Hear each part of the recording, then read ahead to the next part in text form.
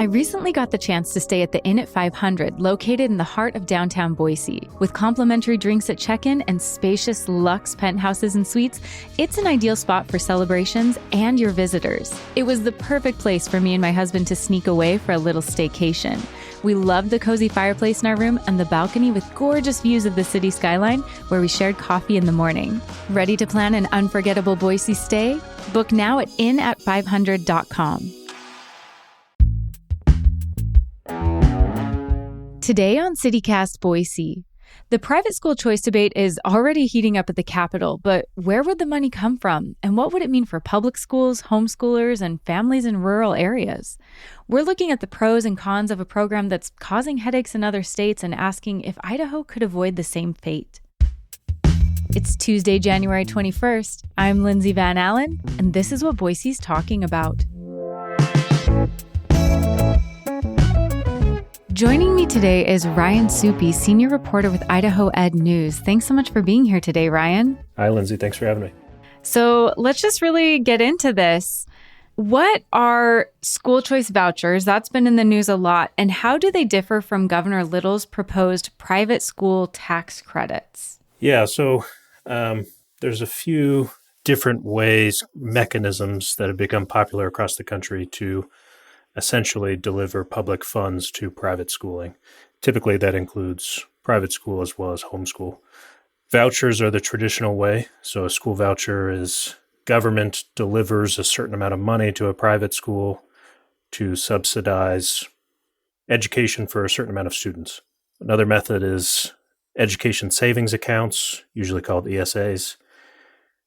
Rather than going to the school, that money will go to the parent individually. So parent in a private school or who homeschools their kids will apply for state funds, and they'll get, sometimes it's $5,000, sometimes it's $7,500, certain amount of money, whatever the state sets. And they can use that money on education-related expenses. So a voucher would typically just be used for tuition at a private school, while an ESA you can use for transportation costs, books, tutoring, all sorts of education expenses. So it's a little more flexible.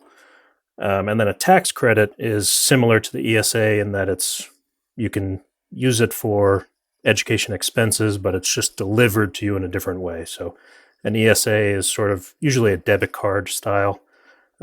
Tax credit, on the other hand, is when you file your taxes, if you have a kid in private school, you claim a credit, which either reduces the amount of taxes you owe to the state, or you get a refund. So if you owe $2,500 in taxes and the tax credit is $5,000, you might get $2,500 in a refund, that sort of thing. And Governor Little has actually been pretty vocally against private school choice until his most recent State of the State address. What changed? I would say in the past few years, we've been seeing this debate in the State House since probably 2018. So this has been talked about for a long time, but more fervently since probably 2018, 2019.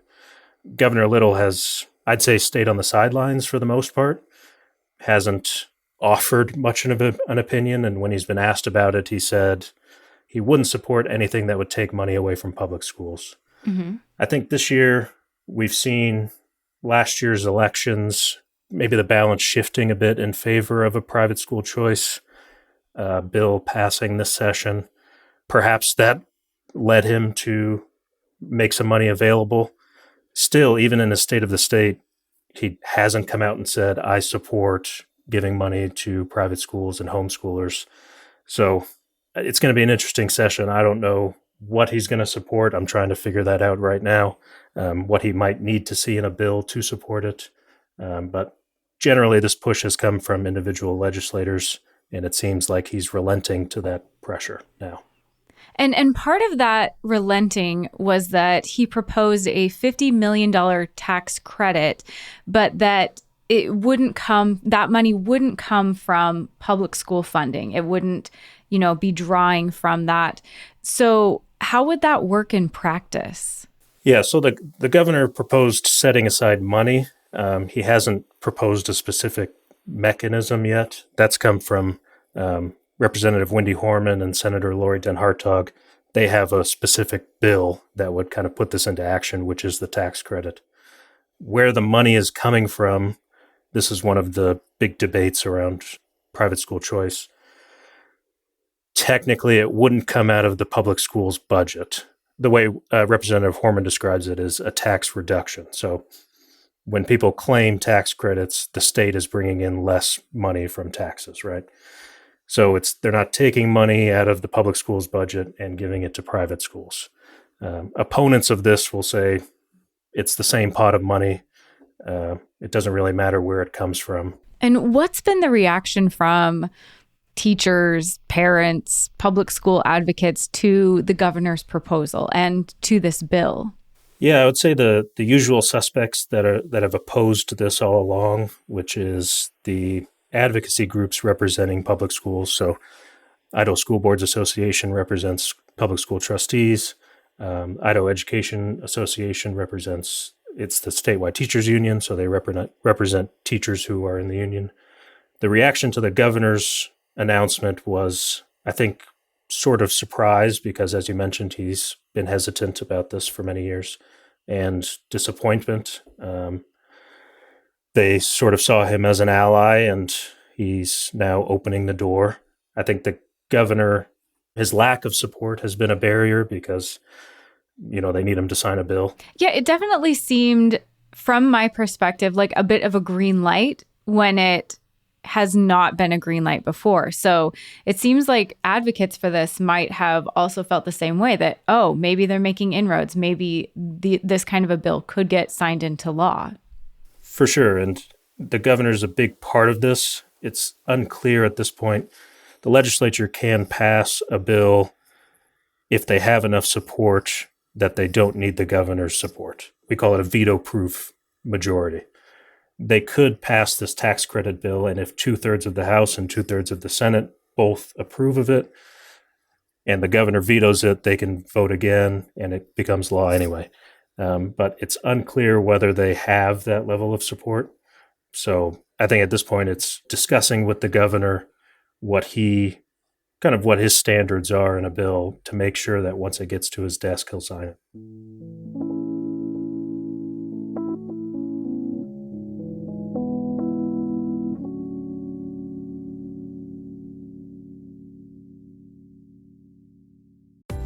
Do you plan your vacations based on whether you can speak the local language?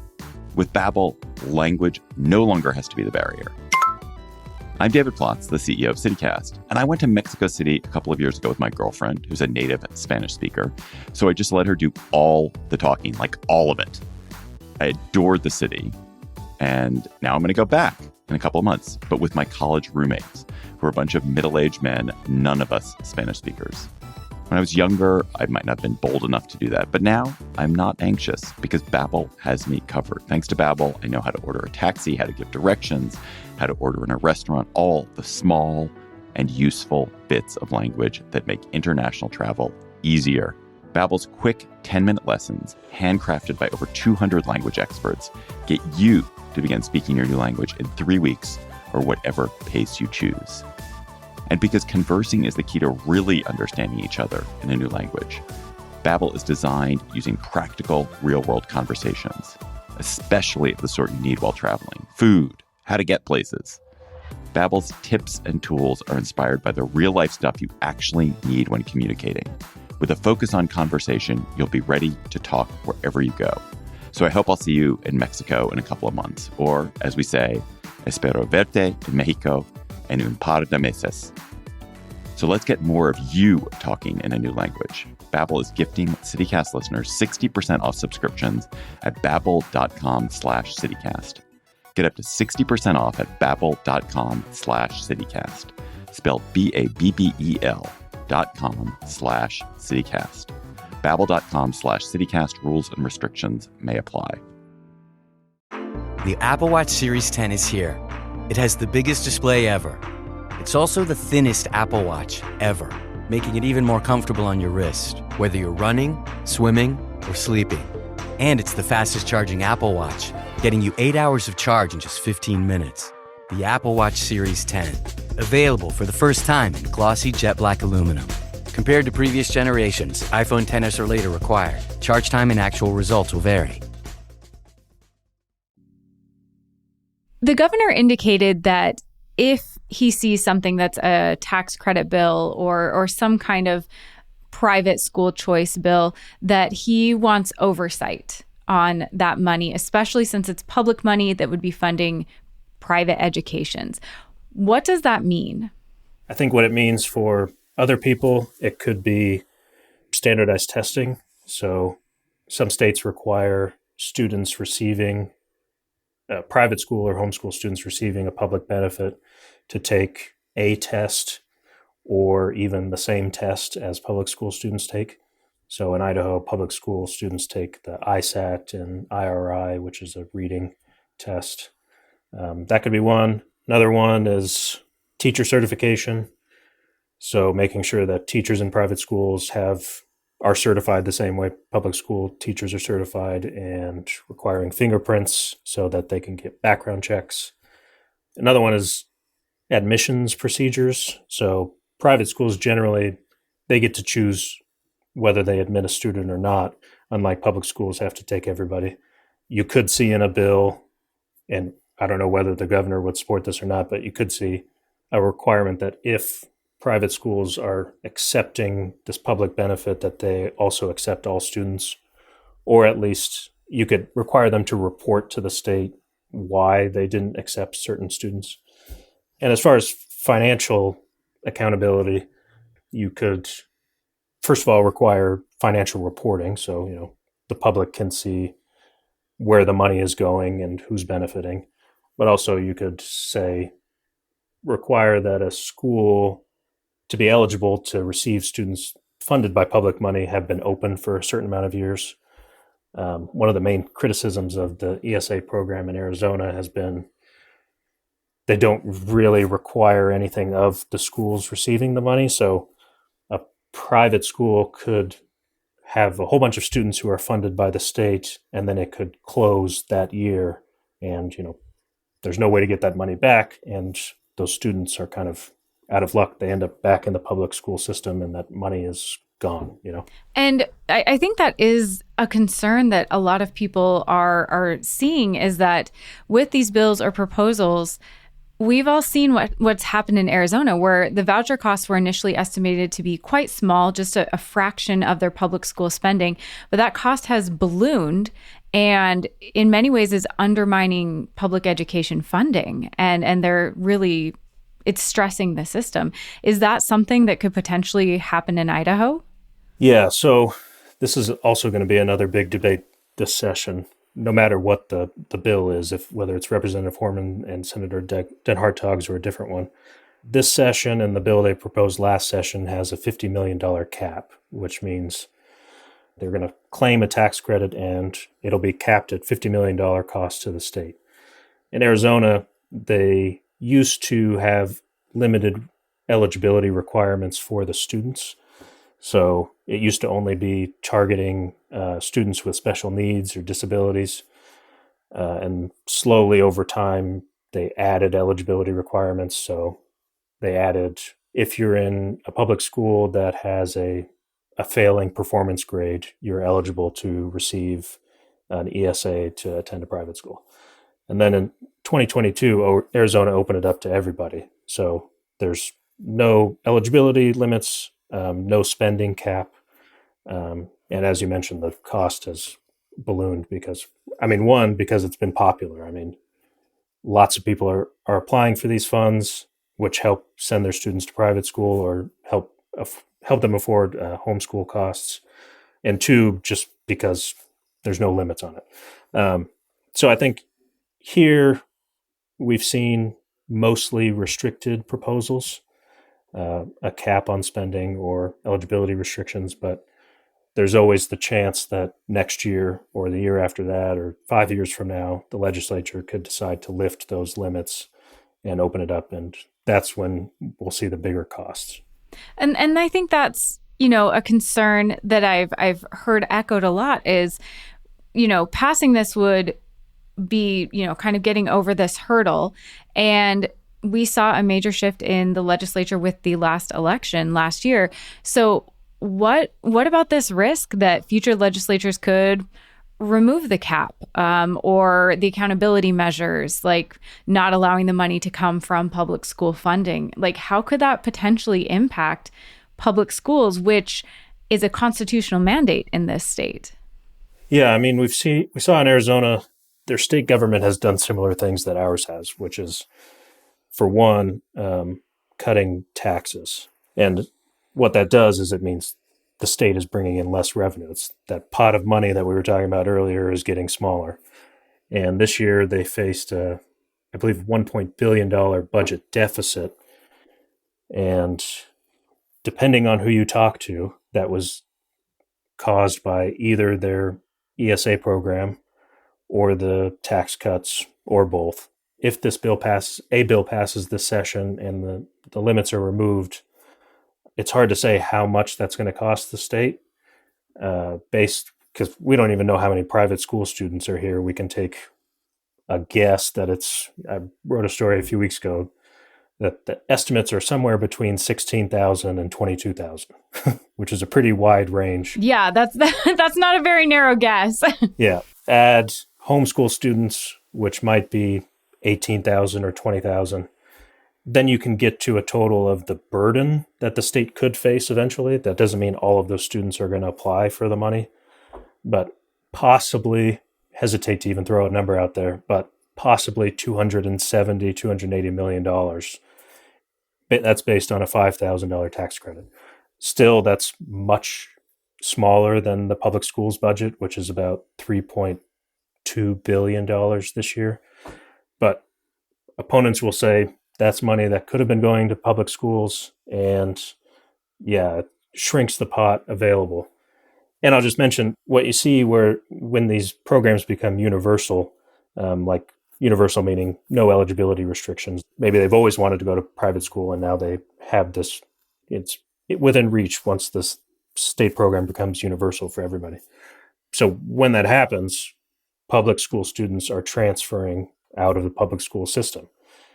Supporters of private school choice will say now the state's cost is reduced on those public school students, right? Because the state spends, $10,000 per student on a public school student. A tax credit is $5,000. And that's true. The problem for public schools is they still have to fund the teachers. They still have to fund the classrooms.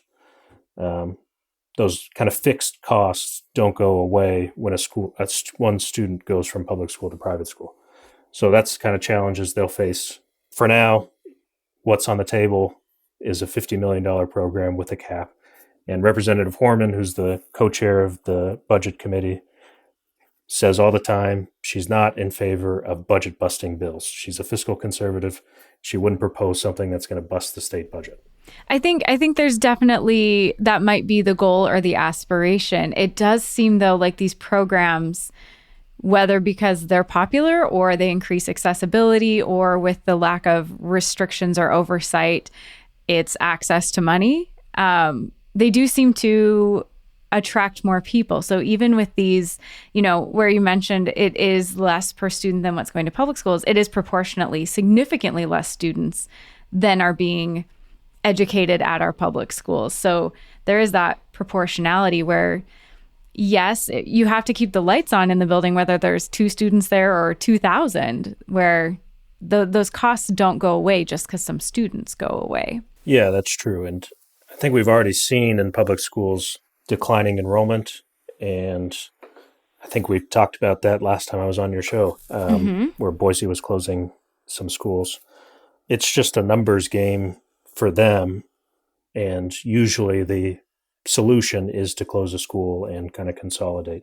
I'm really curious, Ryan, if you've heard anything from the homeschool community or homeschool families voicing support or opposition for these tax credits or this idea of vouchers or, whatever different systems are proposed in these bills, because Idaho is a state that currently has very little oversight or regulation when it comes to homeschools. So what would the governor's proposed oversight mean for those students and their education if families wanted to utilize these tax credits? For homeschool, I wouldn't say very little oversight. I would say none. The state doesn't regulate homeschool at all. And kind of surprisingly, Homeschool Idaho, which I believe is the state's largest homeschool advocacy group, they've come out strongly against any sort of private school choice proposal. Homeschool Idaho has said, as taxpayers, we are opposed to this, period. And I talked to one of their board members there recently, and her point was, yes, homeschoolers generally don't want the government in their schools at home. They don't want oversight over what they're teaching. But in this case, they want oversight over this public money, and they think there should be accountability there. And Homeschool Idaho is one advocacy group that represents probably a lot of homeschoolers, but not all of them. And I'm sure lots of homeschoolers will, if this bill passes, they will accept this money and be grateful for the state support. One other issue I wanted to touch on, Ryan, is that Idaho is by and large a very rural state. I mean, we're in the Treasure Valley, and a lot of times we focus on the Treasure Valley, but lots of parts of the state are incredibly rural. And so what kind of an impact would these tax credits or these proposed bills have on rural school districts where there aren't these private school options? There's, the one school in the small town. What kind of an impact is this going to have on those areas? Yeah, so I think there's kind of two strains of argument here. I mean, first of all, as you mentioned, there aren't a lot of private schools in rural areas. I think it's less than half of Idaho counties don't have a private school at all. And most private schools are concentrated in urban areas. Which isn't really surprising. I mean, that's where most of the people are. That's where most of the private schools are going to be. But opponents of private school choice will say taxpayers in Salmon who are already struggling to fund a new school for their public school students don't want to subsidize private schooling for kids in Boise, right? And the other strain is if the spending on private schooling balloons as it has in Arizona, if it gets really high and starts to affect the public schools budget, rural school districts rely more heavily on the state. Most of our school districts are mostly funded by the state, and they get some local support through property taxes, usually for facilities and operational costs. Rural school districts have smaller tax bases. They find it harder to pass supplemental levies and bonds to fund facilities and operations costs. So if the state's public school budget is strained by spending on private school, rural school districts will feel it first, for sure. Is there anything else that listeners should know about potential bills that could come up, or about voucher systems, tax credits, things to be aware of in this upcoming session? Sure. I'd say Superintendent Debbie Critchfield's goal for the session is to amend the state's funding formula, the way they divvy up money that goes to school districts. It would affect about 13% of the state's budget, but her proposal is to calculate some of that money based on the students that school districts serve. So right now they get a set amount of money per student. This would change part of the formula to give more money to schools that serve special needs students, a little bit more money to schools that have English language learners. Essentially, the students that cost more to educate, this formula would account for those students. So that's one. We'll see if that goes through. The governor also recommended 5% teacher raises. That will be decided by the legislature's budget committee. Governor recommended some more funding for schools. That's sort of, I don't even know what it is, but he's calling it gap funding. That is going to help school districts with mental health services, school safety, and literacy, and maybe a little extra money for rural school districts who are struggling with facilities costs. It sounds like there's a lot coming down the pipe as it relates to education during this legislative session. Yeah, lots of education stuff on tap. Check out Ed News. We'll be covering it.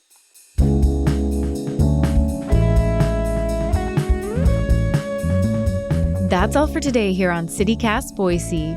If you enjoyed the show, check out our Hey Boise newsletter for even more legislative updates. We'll be back tomorrow morning with our guide to the best soups around town. See you then.